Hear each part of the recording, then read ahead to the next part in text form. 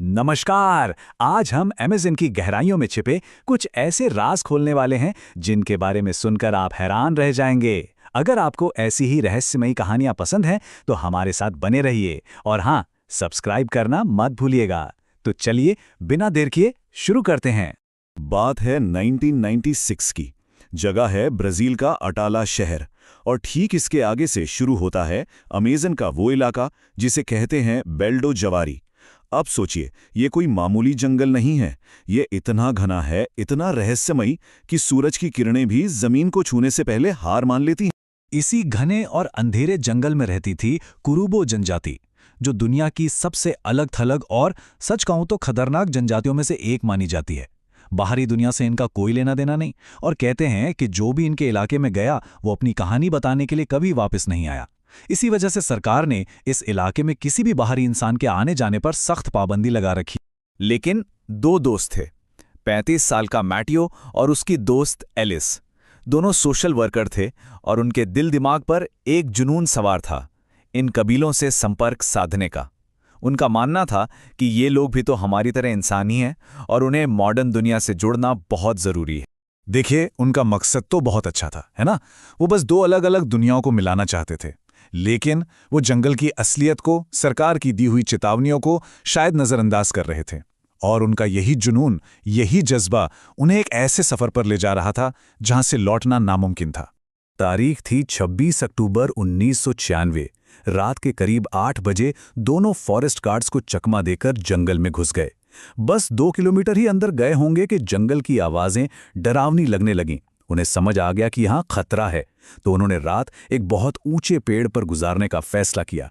और जैसे ही सुबह हुई, उन्होंने दूरबीन से देखा और उन्हें वो दिख गया जिसकी तलाश थी, कुरुबो कबीले की झोपड़ियां।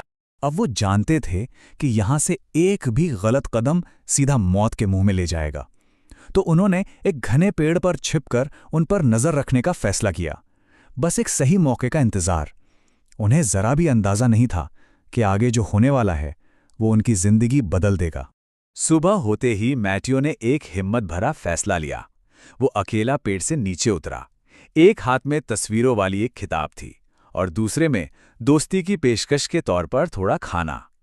उसने एलिस को ऊपर ही रुकने का इशारा किया और बहुत धीरे धीरे बस्ती की ओर बढ़ने लगा।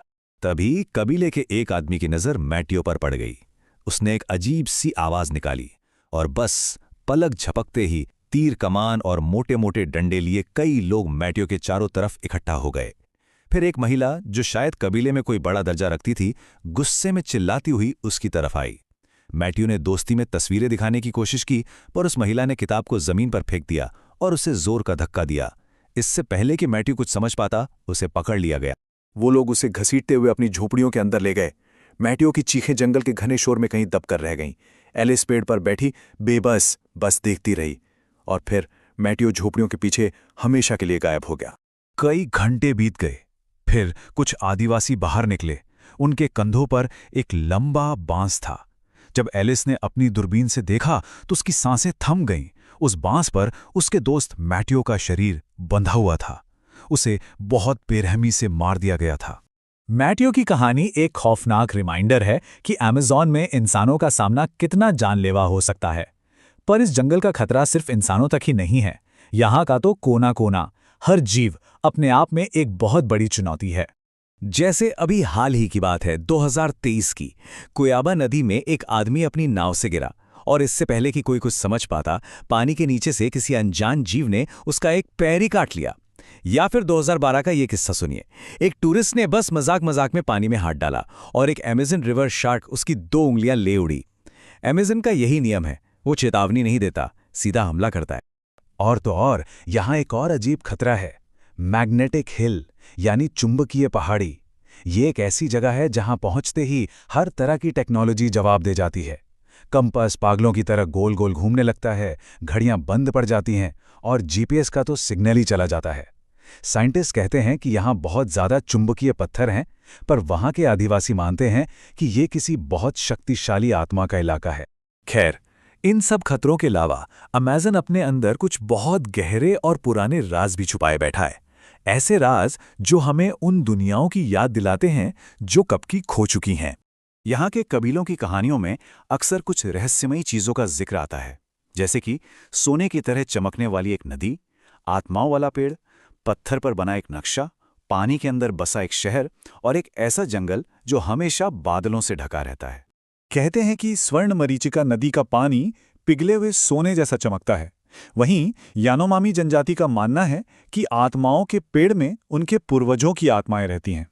एक पुरानी गुफा में पत्थर का बना एक नक्शा मिला है, जिसके बारे में कहा जाता है कि वो किसी खोई हुई सभ्यता का रास्ता दिखाता है। और तो और नई लिडार टेक्नोलॉजी से अमेज़न नदी के नीचे शहर जैसे ढांचे भी मिले हैं। और हाँ, वो बादलों का जंगल, वो एक ऐसी जगह है जहां हमेशा कोहरा छाया रहता है और वहां ऐसे जीव मिलते हैं जो और कहीं नहीं है। ये सारे रहस्य, ये सारे खतरे हमें घूम फिरकर वापस मैटियो और एलिस की कहानी पर ले आते हैं। उनकी दुखद कहानी हमें एक बहुत गहरा सबक सिखाती है। ये जंगल, यहाँ रहने वाले लोग और इसके अनगिनत रहस्य सब मिलकर हमें एक ही बात की याद दिलाते हैं।